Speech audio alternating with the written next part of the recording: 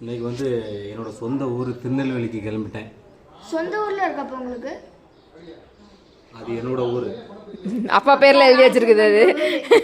போன வருஷம் போனது, இப்போ மறுபடியும் போகிறேன். ஆனால் 2 நாள் தான், ஒரு கெடா வெட்டு.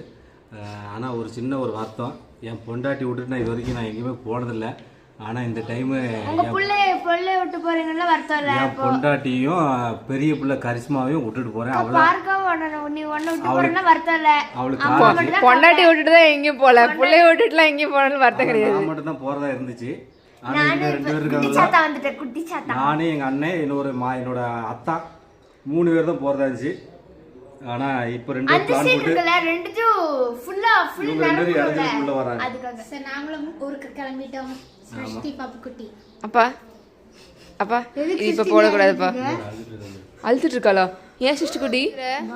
மும்பை இந்தியன்ஸ் தோத்துருச்சுன்னு சிரிச்சுக்குட்டி அழுதுட்டு இருக்கா. நேத்து அடிச்ச அடியில சிரிச்சுக்குட்டி மறந்துட்டான். ஏய், நீங்களாம் நேத்து பெஞ்ச மழையில முளைச்ச பிஞ்சு காளான். நாங்க ஆலமரம். என்ன மரம்? என்ன மரம்? ஆலமரம். ஆலமரமா? அதனால பாய் பேசாதீங்க. சோலிய முடிச்சுடுவேன் நானு. புரியுதா? சோலிய முடிச்சுடுவேன். ரொம்ப வாய் பேசுனேன்னு வச்சுக்க, போற வழியில தாமிரபரணி ஆறுல போய் முக்கி எடுத்துட்டு வந்துருவேன்.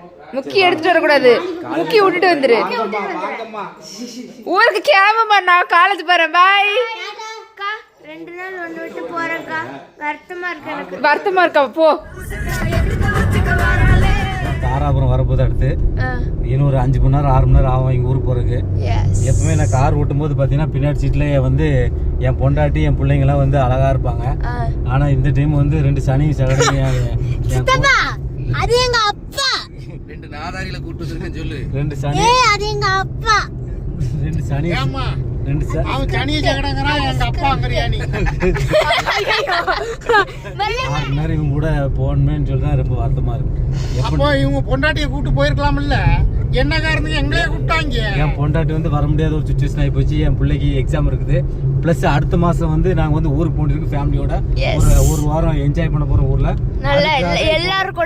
எல்லாரும் கூட வந்து வருவோம்.